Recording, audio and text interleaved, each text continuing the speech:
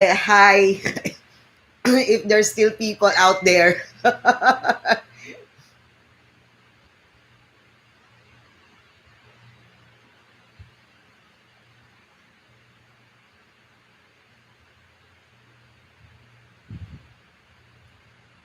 Can you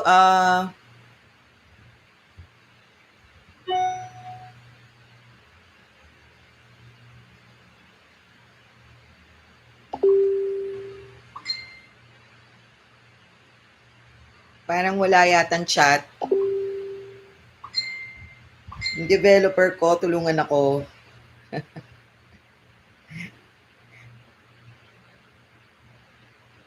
May nadidinig ba? Parang hindi live yung chat ko.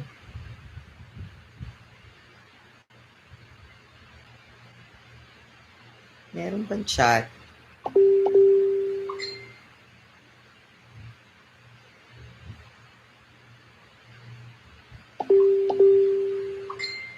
Wala akong nakikita.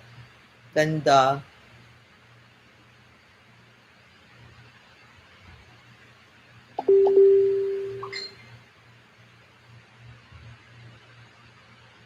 Ayun. Hi, Doc Paul. Parang tayo lang dalawa.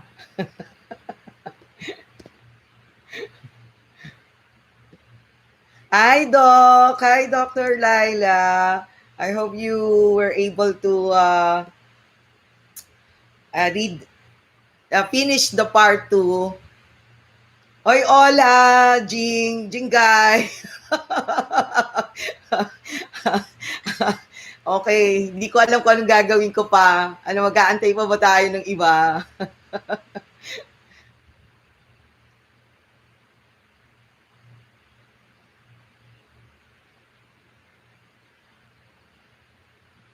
Let's wait. May question ba kayo while we're waiting?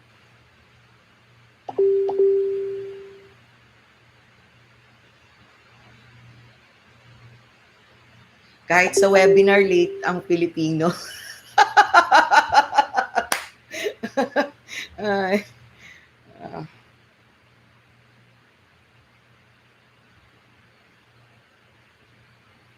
Hello, Gian! Ay!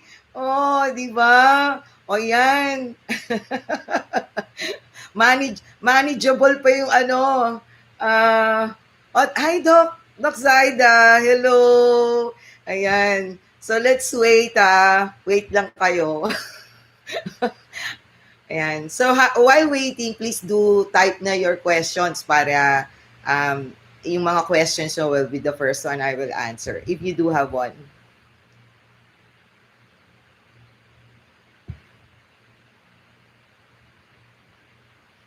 Di ko kasi alam kung what time pinadala yung ano, yung email blast. Parang dapat 6 o'clock pala.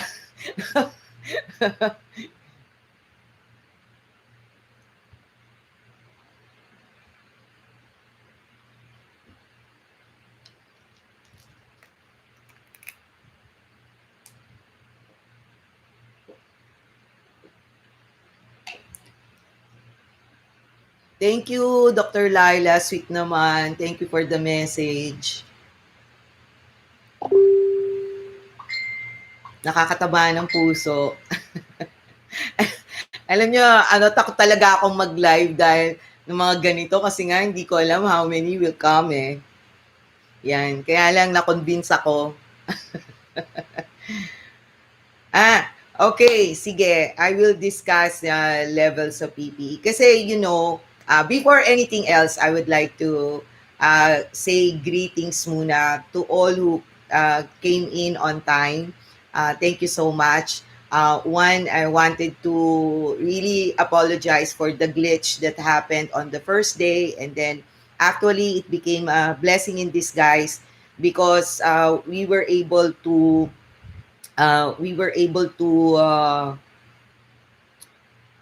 provide by taping it the entire video. So in the end, it became a blessing that there was a technical difficulties. Also, I forgot to include during the editing in regards to the donning and the doffing of the scrub suit, which we will post on DMD Center on Monday. So I forgot to include it in the editing, okay? Kasi I did the editing almost like straight from 10 o'clock in the evening up to 6 o'clock in the morning yesterday. So I was really exhausted na. So anyway, on Monday, we will provide the entire donning and doffing of the scrub suit. But first, in the scrub suit, you really need to have a typical cotton scrub suit if you're not doing any treatment, and much preferred if you wear long sleeves. Okay. And then when you do the treatment, you have to get the long sleeves type na may parang garterized dito, okay, na stretchable na surgical suit, okay? So unfortunately, that's I think a little bit expensive now, but you really have to throw it away. So, and also for the shoes, you will see on the video how it's going to be done, how to wear it and how to take it off on Monday. Because it's very difficult to show it right now because we are specifically live. But there is a way, a procedure on how to do it. And also, when it comes to the shoes, you need to get the one yung parang Crocs, yung ganon, enclosed as much as possible and rubber sole. So, and you have to disinfect it. Tapos, you have to wear a shoe cover.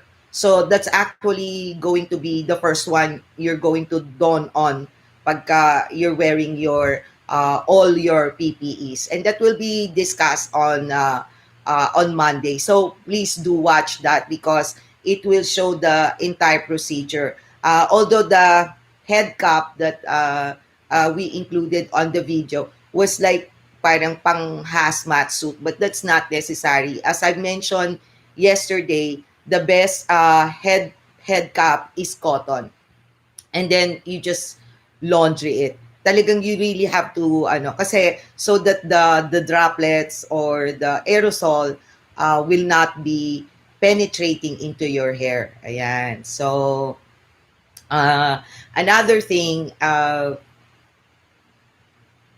the things that I forgot kasi parang I don't know if you were able to stay until the end. We will do have an Edelweiss training in restorative dentistry, and I will incorporate there how you're going to do it without much aerosol.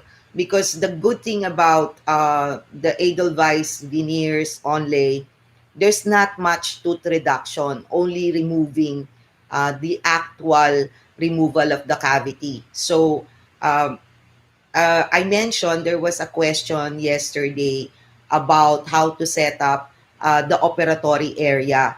Now, I suggested to one of my friends kasi I saw her clinic, so I have an idea already on what I can tell her as an advice.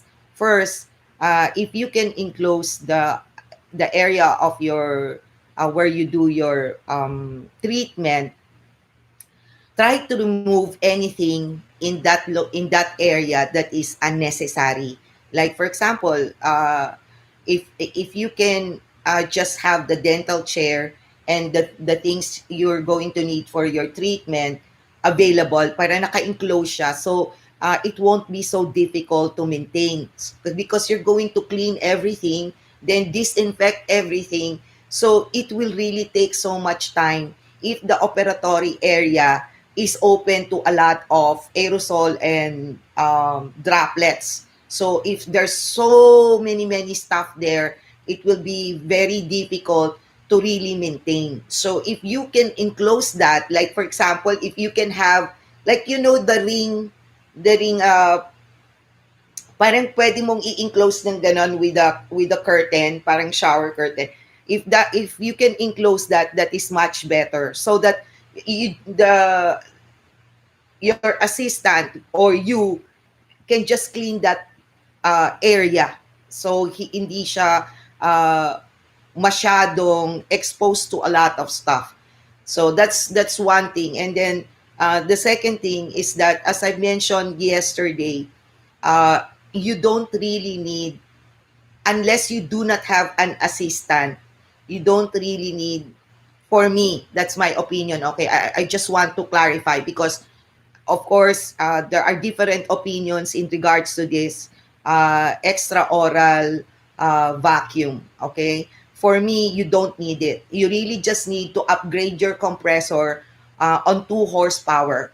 If you do not have a compressor of 2 horsepower, then get an external high vac system, because when you are trying to do infection control, you don't have to spend so much on a lot of things that will also require additional maintenance for you, including consumables. So it doesn't really make sense. When you try to invest on something, invest on things that you can also do your treatment, parang double purpose. Like for example, if you're going to upgrade your compressor, that compressor doesn't only function for improving your infection control, but it also improve the way you do your treatment.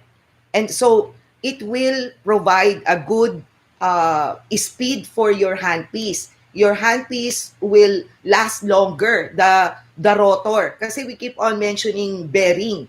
It is not bearing, it's the rotor, the entire machinery of the handpiece itself. So if you have a 2 horsepower compressor and then your handpiece is getting in a clean water line, and then you have a high back pressure, that when you're doing the treatment, everything is functioning really well because it has the right power, and then you do the rubber dam so that naka-enclose yung mouth ng patient nyo, and then you just place a salivary ejector, and then train your assistant to really catch the water that's coming from your handpiece, and of course the debris that's coming from the tooth itself, before it becomes an aerosol. So you prevent that, because with the extra oral, my only question there is you cannot really control where this aerosol is going. You are just assuming that the extra oral uh, evacuation system is able to capture everything. But based on studies, it doesn't. So, another thing, hopefully, the things that we will need in the clinic will not be regulated by any organization or government to tell us what system we need to use in our clinic, because each practice has its own uh, characteristic and capability. So pagka you put a requirement to it, I think the only requirement that should be placed is the quality of the PPEs. Now, when it comes to the equipment, that should be placed on the decision of the dentist, because not all dentists have big practice or capable of buying all this stuff. So, truly, it has we have to trust that dentists like us can truly decide on what is necessary in our clinic, on how we practice, what kind of practice we have, what kind of patient do we have, the capacity of the clinic to survive. Because in actuality, that's what's good thing about uh, COVID-19. As I mentioned yesterday, if there is something good about COVID-19, the good thing about it is that it forced us to be awakened in reality, that there are a lot of microorganisms, pathogens, and viruses in our clinic that we used to ignore because we don't see them. So you just concentrate more on the treatment rather than making sure that there's no other diseases or bad occurrences that will happen to you and to your patient, as well as to your staff. So that is what COVID-19 brought to us, so that we will be awakened of the importance of really doing infection control. And this will also, on the other end, patients will appreciate why their treatment is quite expensive. It is not just the professional fee of the dentist, but really the investment that we put into the practice. I think, if I may say so, hopefully, our organization will be able to make, like for example, HMO realized that 150 pesos for restoration or for prophylaxis is really a joke, because just for the PPE, we cannot, right now, we cannot even buy a face mask.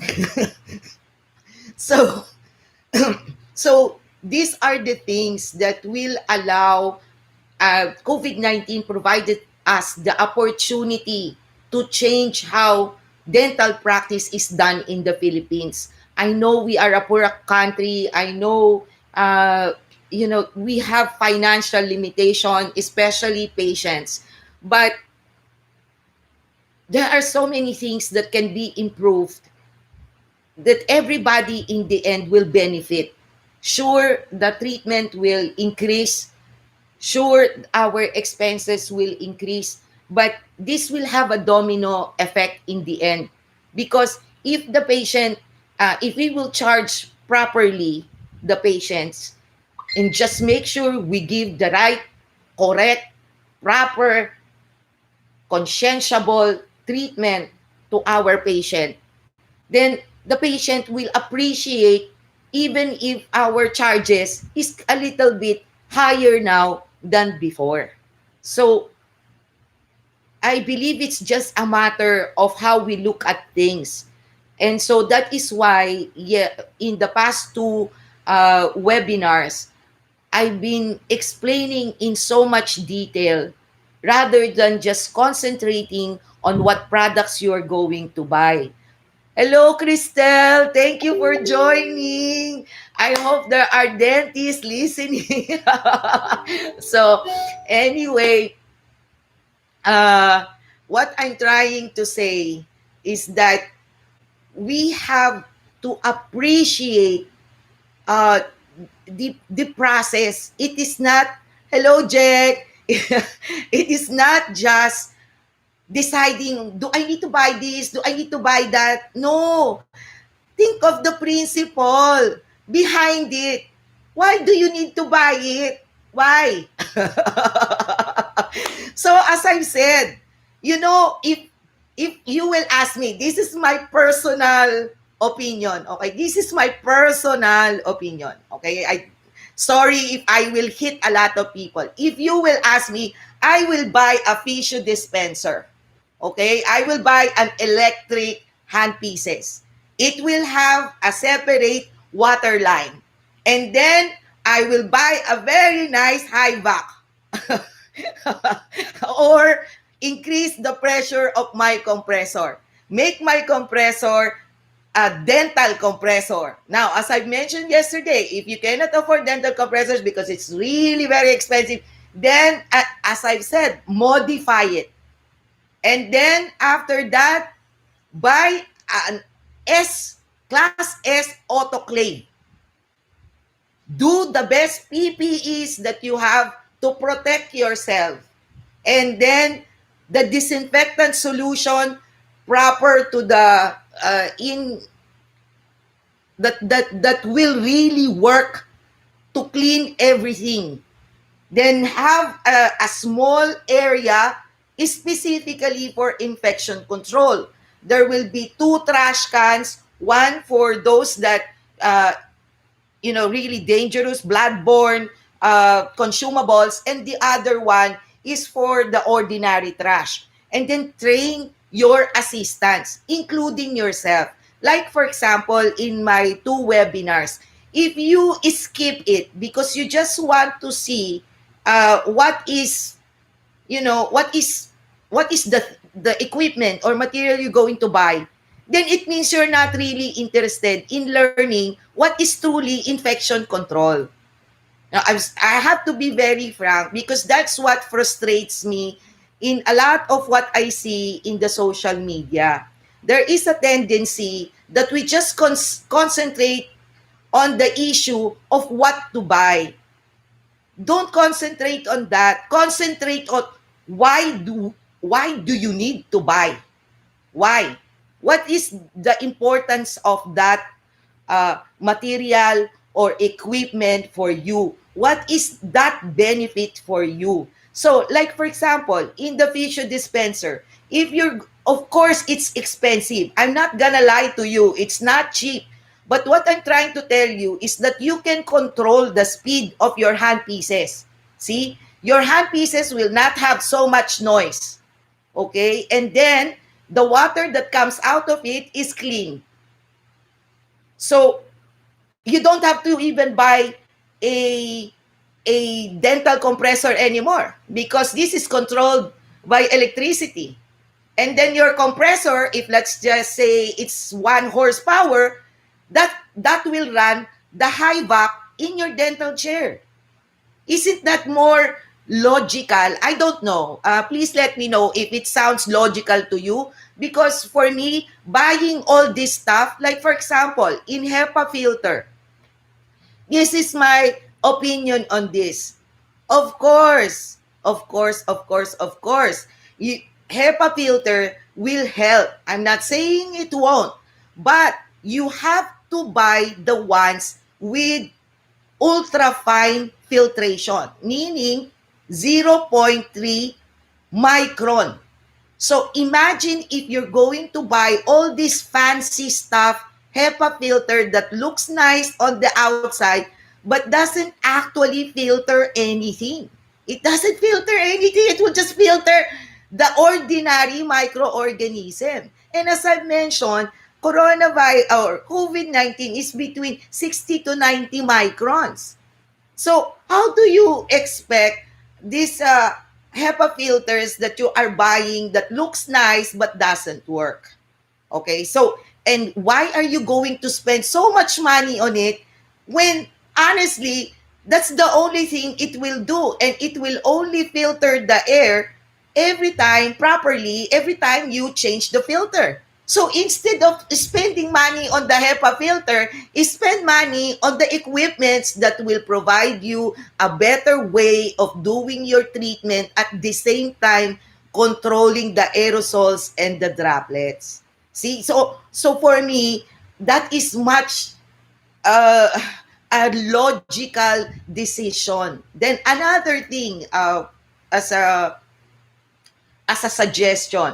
Like for example, if your practice is very busy, okay, so you only have one assistant and yourself, for example. If your practice is like 20 patients in a day or 10 patients in a day, of course, UVC is a good investment because you can, after cleaning, you can immediately disinfect the area for your next patient. Unfortunately, again, you cannot buy just any UVC.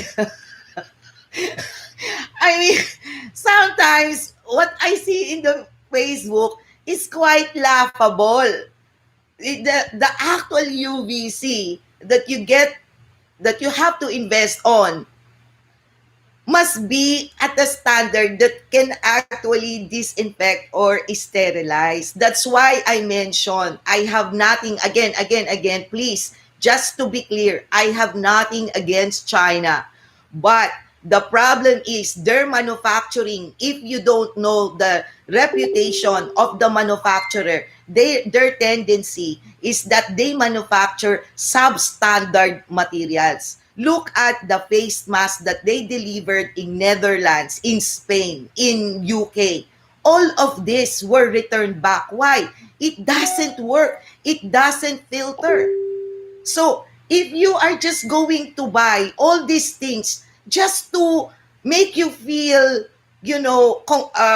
like it's giving you a false sense of protection, that you think you are protected because you have all these gadgets that you buy only for example, 30,000 in by installment, or you got by free, or you got whatever.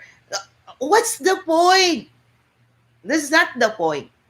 The point is you buy because you need to use it, you know you have to maintain it, and it is really needed in your clinic.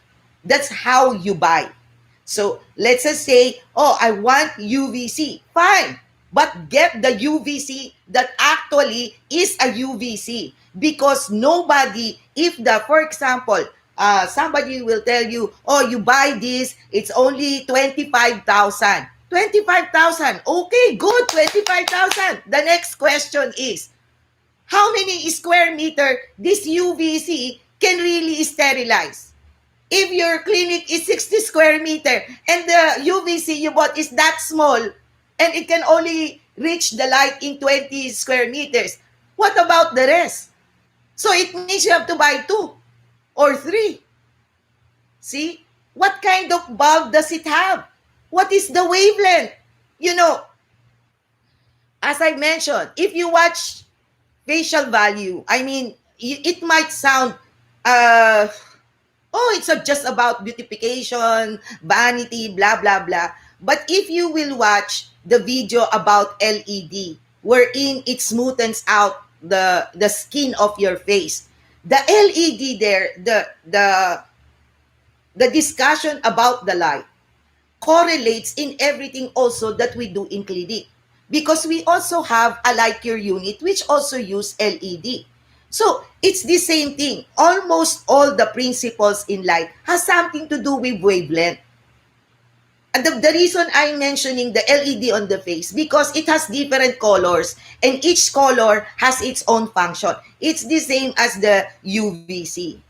See, we have UVA, UVB, UVC. Now, UVC, the manufacturers were able to use this idea to kill bacteria and germs, viruses.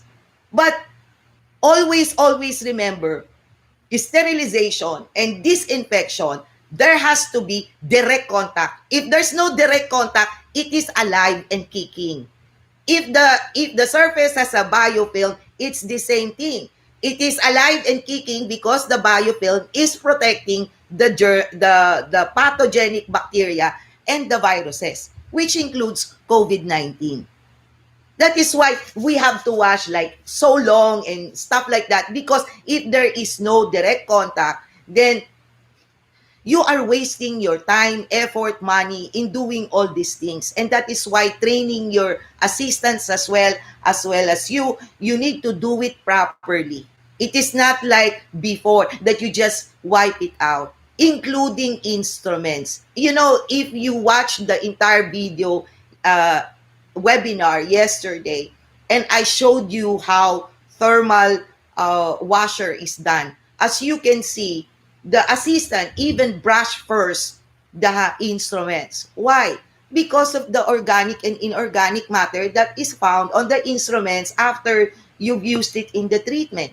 See, if all dentists will really watch the entire webinar and not just parts of it, because you just want to find out what you need to buy, then the entire infection control, it becomes useless, because you just want to know how much you're going to spend. And that is not the best way to approach this situation.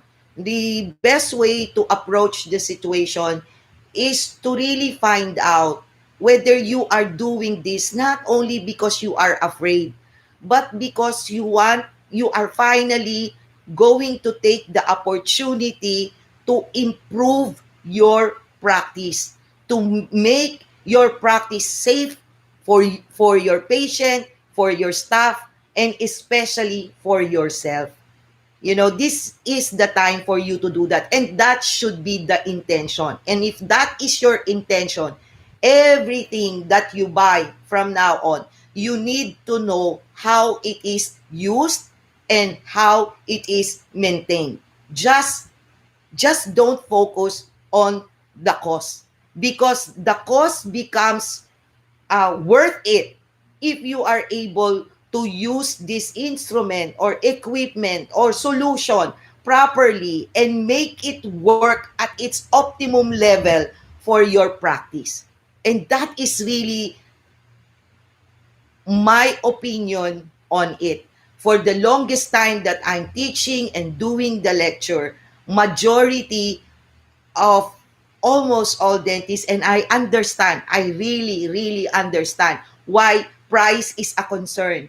But at the end of the day, everything that is valuable becomes worth the price if you are able to use it in its optimum benefit.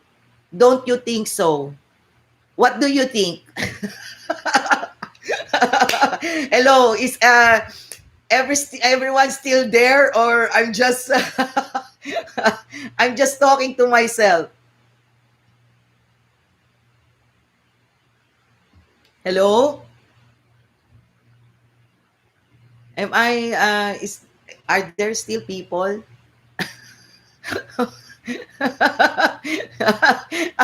Okay. This is so hard. I really, this is so hard. It's so difficult. Okay, so ask a question. Anything you're interested in.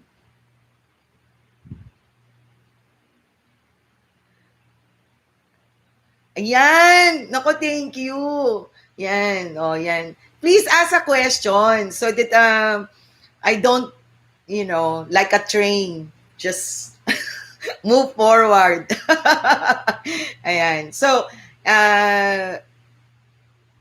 any other question, or did I cover everything in the two webinars? Because what is really important is you understand the instruments that you are buying.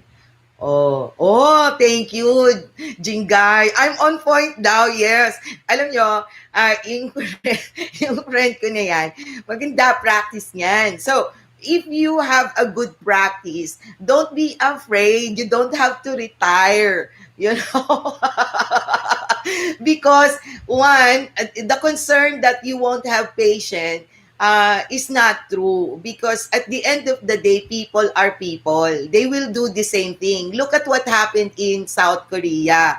Di ba? I was so impressed on how, I love K-drama. So I was so impressed on how South Korea handled COVID-19. So their infection went down. But look, they got so ballsy in, we can do it now. So they opened the restaurants, they opened the bar, and now they got the second wave.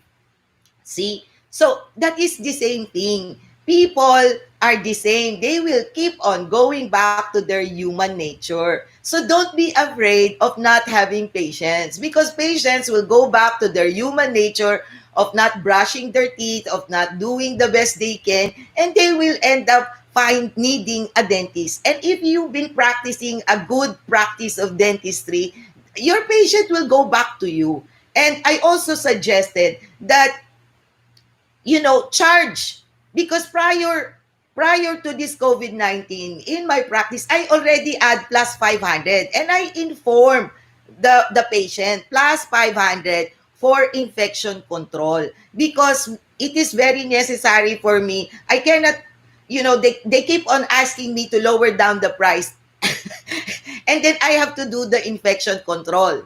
See, when I placed before one of the corporate dentists that I put up with, if my previous partners maintained the way I put it up, then that is the best clinic for COVID-19, because everything in there is designed for infection control. We built a separate infection control area. There is the proper location of the compressor. Everything is touchless. The chair. So if you're going to ask me, those are the things I'm going to invest in. Ultrasonic cleaner. Let's just say, if you're going to design, and now I don't know how big is your clinic, okay? But if you have a sink, let's just say you have a small clinic and you have a sink. Now, that sink supposedly should have a counter. And the way you design on how to place the stuff is according to infection control. So from this sink on the right side has to have a garbage so that when you or your assistant is trying to clean it, everything will be thrown on that garbage. And there will be two garbage, one for dangerous stuff and the other one is just for the typical consumable. And then you brush, and then there is a tray. Now after you brush it, there should be a location for the soaking area. Okay, so now you have a disinfecting solution. You throw now all those instruments that you rinse with soap and water. Okay, then you throw it there. From there, you just wait how many minutes according to the manufacturer's instruction, and then you rinse it again. Then the next on the counter is now the ultrasonic cleaner. And this again is worth the investment. Stop buying stuff you don't need.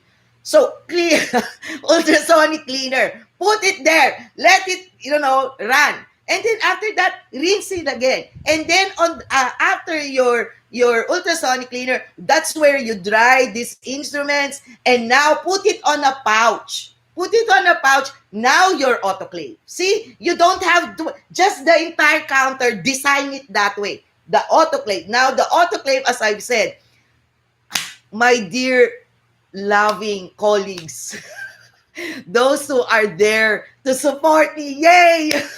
Thank you. Please, if you have the money, these are the things you invest on because it is really worth it. I mean, if you are serious in your practice, get Class S, okay? Autoclave, because we don't know what is the next mutation of this COVID-19. You know, there is a recent news of a mutation in the United States because again, there is a state there who opened a gym, and then they saw this mutation that because if you will go back on the part 1 of my lecture, there is this question between relapse and reinfection. So if you watch the entire thing, you will understand what I'm talking about. So in the reinfection, they don't know if basically majority of the viruses, they don't have this reinfection because the antibodies, the neutralizing antibodies that is developed by our own body once the virus affected us. So our body now in 2 weeks time will develop an antibody to fight this virus. Okay, so now you have the antibody. Now, that is when the reinfection comes in. Normally, almost now, currently, no viruses. When your body created its neutralizing antibody, you won't get reinfected. So that was the scary part. Because according to that, assuming they will have to investigate further, it seems the body cannot develop a neutralizing antibody for this new mutation. So imagine how scary that is. And we don't even know if later on this COVID-19 will end up mutating to something else. So that is why when you buy all this infection control stuff, make sure that this will work in whatever COVID-19 mutation will be later on. Okay? Now, of course, we cannot prepare everything else. Like my lecture, it took... I'm such a perfectionist that I was so frustrated on my editing app. And then suddenly the site went down. All these things, we cannot prepare. No matter what you do, I'm a control freak. But at the end of the day, there are things you cannot really control. And you have to really swallow and accept the fact that shit happens. So it's the same thing. You invest on a Class S because it is the middle ground. The corporate clinic that I built before, it was in Class B. That is the highest level. And what is that? Because of the displacement on how they do the vacuum. Okay? Now, with your Class N, it doesn't sterilize fully all the junction, the hollow. I even tape how this autoclave works, but it got so long, and I got scared that dentists will get bored on why I'm discussing this. Maybe I'm selling something. So I remove it. But the thing is, there is a hollow type classification of every instrument. So like for example, your handpiece, there is a hollow area there. And if you have class N, and the diameter of the hollow is beyond the specification of class N, it is not sterilized. And then imagine all this water going inside there. And the problem with the handpiece, if there's COVID there, you cannot clean it, because at the end of the day, that's electronics. So, promise, autoclave, the best investment ever, whatever it is. So get a class S. You have to throw away that N unless you sterilize it without pouches. It has to be open, so there will have a direct contract, because the process of a class N sterilizer, it use gravity. So the steam, it goes down like that. You know, there's a heating element on the next partition to create a steam, and then it will open once the air is sucked out. But the pressure in which the steam is being introduced on the instrument doesn't happen. So not all the surfaces now. And then we tend to bunch up everything because we are trying to save money on the pouch. And then we put so many instruments. So it doesn't sterilize. And if you will open your instrument and place it on the class N, okay, it will be sterilized because it is open. Okay, you place it on a steel cassette, steel cassette container. Okay, the moment you open your autoclave, your entire environment is not sterilized. So once you open it, all the instrument that is sterilized, gone. Bye-bye. Now, if you put a pouch on it, fine. Go ahead, because we've been doing it for quite some time. But as I've said, the percent of level of sterilization of a class N when it is wrapped is not that high. So when you place it on the autoclave, you know the white part, that should be facing up. Okay, so, and then don't put so many pouches on it. And then please replace the water, the distilled water. You know, I am sorry to say, I have seen good people, good dentists, who cut corners this way because in their head, nobody sees it. You know, nobody knows. That's why my infection control lecture is about expose, because I'm trying to expose all of our frailties and limitation as a human being. And this will kill us.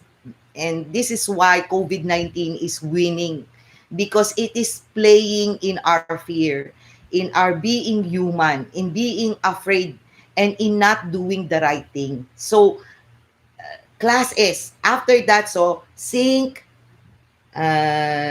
disinfecting solution area, ultrasonic cleaner, autoclave, and then now your storage. And the storage, if I may suggest, have a UV light, because this will allow the instruments to maintain its sterility, and it will also help to sterilize your cotton, your things that you cannot autoclave. So when it comes to cost, as I mentioned on the last part, that somehow was kind of like not edited properly. We will really spend money. That's the reality, because supposedly these things you should have been doing prior to COVID-19, but because infection control are one of the things we always sacrifice in relation to the actual financial return of our treatments, then now we have to invest on it because our lives depends on it, and the lives of the people we love. Because yesterday I was talking to a good friend of mine, and her main concern is because her parents are already old, and she might be bringing this, because that is the problem with COVID-19.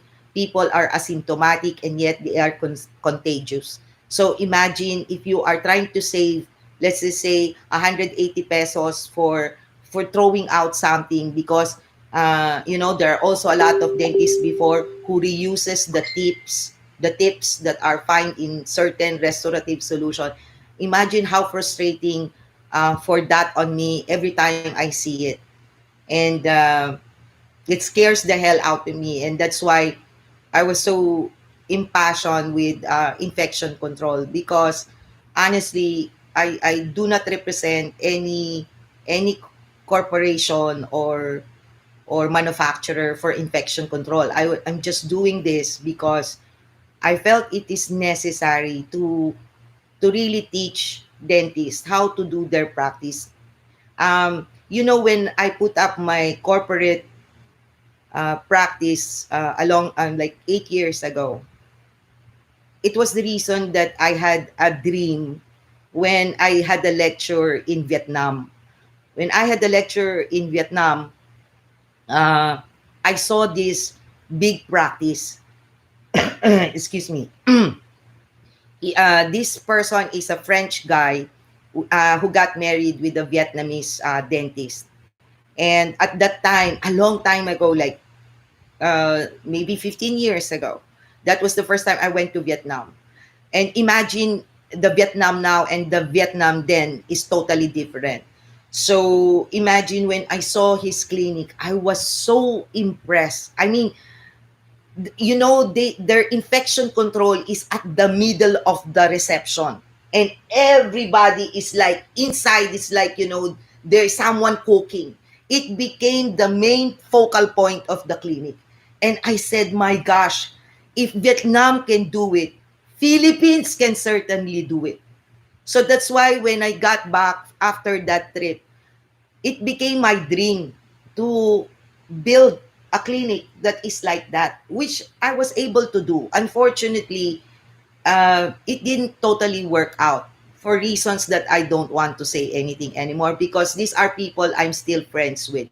But at the end of the day, I was able to see that one Filipino dentist can actually build a clinic that is really prepared for infection control.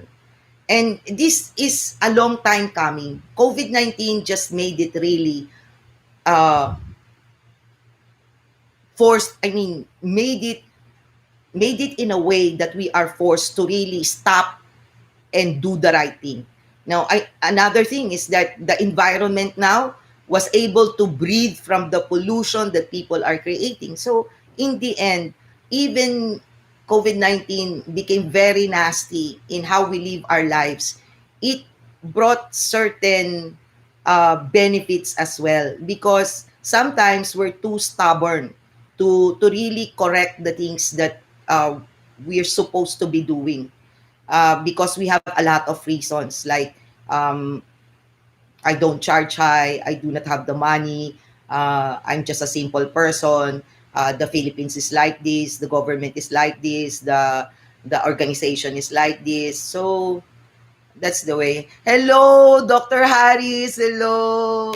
Hello yung mga sumali. Yan. Ganda-ganda. Yeah. Ray How. Hello. Ayan. Dr. Ray. Ayan. Inform your patient regarding additional costs. Okay. Yes, I do. I a long time when I do this, I add 500 pesos at when I started it, because I also got this style from another dentist. I visited this dentist because if you know me, I used to distribute materials and then I visit dentists. So I've been around. I've seen so many dental clinics that can last me a lifetime. So I've met so many different practices, different dentists. And then there's this dentist that I was so impressed. It was the first clinic that I went to that you can see they're doing the infection control protocol. Without COVID-19, that was like 10 years ago. I was so impressed that, and then I asked the doctor, I said, isn't it costly for you to do these things? You know, that they have a shoe cover. Nobody can go inside the operatory area without the shoe cover. And there's even a chair where you can disinfect the shoes and wipe it out before placing the shoe cover and doing. It's really amazing. And then he said, well, uh, that is one way of advertising my clinic. And then I tell my patient that there is a charge for the infection control, for the maintenance of it. I'm not charging it to earn money from it, but at least to help me subsidize the right way of doing infection control. And that dentist always, I won't mention his name, but has maintained my respect for the longest time. And these are things that that dentist won't have a problem in COVID-19 because he has been doing the basic thing. So he will just have to enhance, and all his staff is prepared to do it. And that's the only, and my full suggestion for you, because uh, we will have to end in a few minutes since there are no questions anyway. To recap, what I mentioned is, one, uh, you need to really change the protocol in your clinic and have your assistant be well trained, especially in holding the high vac during your preparation. Second, to avoid aerosol, do a rubber dam in prophylaxis, just do the manual and then do the ultrasonic for difficult ones. Or please let me know what is the medicine called that we used 20 years ago to soften the calcular deposit.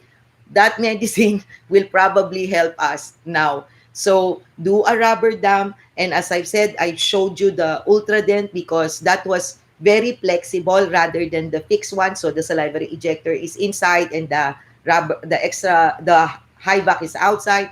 And then three, you use your air driven, but just make sure you update your compressor, make it at least 2 horsepower per chair. And then now, if you've been practicing for quite some time, please replace the cords that are there because it's really filled with biofilm. If you've never changed it since you started your practice and you've been practicing already for 10 years, you have to replace that. Those are the things worth your expense. That's because everything that passes through that will contain other viruses and bacteria other than COVID-19. So, and also the host of your high back. So these are the things that are reasonably worth your expense. And then if you have more money, then change your system into electric. But if not, it is okay. Just make sure you clean properly and maintain your hand pieces. Like for example, for me, since I use W&H and I am good friends with them. So at the end of the day, just have dental domain. Clean your handpiece at least maybe twice a month, and then have them lubricated. Now, if you have a big practice, then buy their Assistina. It will end cheaper. But if you don't, like you are just a single chair and you then just let them have service it. It's not gonna break your bank. And then fifth is, as I said, cotton head cap, your face mask, and as I mentioned, I will try. Actually, I received my Edelweiss face mask, but I have not opened it yet. I'm quite excited because this one is supposedly has nothing to do with filtration. But imagine upon contact of the bacteria or the pathogen, it supposedly dies. So that is an exciting part for me. And plus, it covers supposedly up to the neck. Maybe I should call because every packages that arrives in my home right now, it stays outside for 24 hours. So that's why I can attach yet the package that was sent to me by Edelweiss. Edelweiss, thank you so much for one sample. I actually ordered 15 of them because I wanted my mom and the people around us to have it, because I'm so scared that my mom will have it because she's 85 years old. So just have the face mask, and then the, the eye protective wear with the siding, with the sides, and then the face shield, and then of course the scrub suit plus the scrub, the surgical scrub with like this, the like, you don't have to tape it, but it has to be enclosed. And then I do suggest you do a double glove, especially if it's really an aerosol thing. And then when you don it, and as I mentioned, I will show it on Monday because it wasn't included in the editing. I totally forgot it. So just place it over the your, and make sure you use the nitrile gloves on the outside. Blossom has a very good gloves, but the most popular gloves are their cheapest kind, and the one that gives you the stroller. uh, but for me, I used to buy Royco gloves. It's my favorite. It's very expensive, but my gosh, the permeability and porosity of Royco gloves that was in Dent first. Before, it was distributed by another distributor, and I have to wait every convention because they put it on sale because nobody buys it. Nobody buys it. So I think I'm the only one. So a long time ago. So that distributor closed down, and the entire line of Colteen was is now being distributed by Denver. So that gloves is fantastic. Now, Dental Domain also had the gloves with Unicepta or Unident. Okay, it is also nice because it's thinner. I mean the thickness, but I still prefer the Royco gloves. That's the best gloves. I mean, I don't need to do double gloves there because and it's not hot. It's just expensive because when I started using that Royco gloves, it was like, again, around 8 to 10 years ago. And at that time, one box is already being sold at 1.5. And then when they go on sale, I buy it at 500. Then I buy in bulk. Now I don't know if Royco is still producing that gloves, but that's the best gloves ever that I've tested. Now, the other one is the Blossom one, because I tried it in Malaysia. So I actually bought some of them.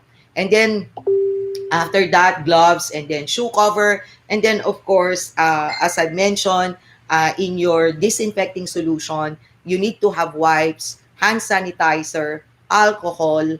These are the consumables that you're going to pay much higher in terms of investment, because you will have to change in between patients. So in the treatment, in between patient, and then for the next treatment. And that is times 2 or times 3, depending on the number of people who will be involved in the treatment. So since can we do a double surgical mask tight fitted instead of N95? Okay. Now, in order to answer the mask, that's why I went into detail about the mask. You have to ask what is the filtration of the mask, the PFE. We're talking about COVID-19, so it's a virus. So it is PFE. It should be greater or equal to 98% in infiltration, and that is normally supposedly indicated on the instruction of the face mask. So depending on the manufacturer, that is my question. Now, you cannot cover so many stuff with like double face mask. Cannot do that because it will affect now the breathability. See, that's why I went in details in face mask, the BFE, the PFE, breathability, delta pressure, and flammability, because all of these things that we are trying to compromise will get affected. Let's just say, for example, the N95, as I mentioned in my webinar part 2, there was a place they cover it with cotton. Now, the problem there is breathability now. See, you are protecting the N95, but the way you can breathe might get affected. So that is why I spent so much time in describing the science behind it, so that you will understand every time you decide, can I do this, can I do that, you just go back to the science behind it. And when you go back to that, you don't even need me. You can actually answer that question. So, what's that? Uh, so for the double thing surgical mask, um, in logic, when it comes to PFE, since there is a PFE, surgical mask has a high PFE. It is 98%. But the thing is the delta, the fluid resistance of the surgical mask. Once it gets wet, now probably if you will decide, okay, it gets wet and then there's another surgical mask, depending on how this one gets wet on the second layer, probably it will work. But the thing is, uh, you are also getting this wet on the side, the one that you, when you're talking. So before, when I used to buy Ease Breed of Sultan, I place a tissue on my mouth and then I put the face mask so that when I spit my saliva on it, the face mask doesn't get wet. Now, with your face shield, it will already protect you. Now, the only problem with the surgical mask now is the on the side.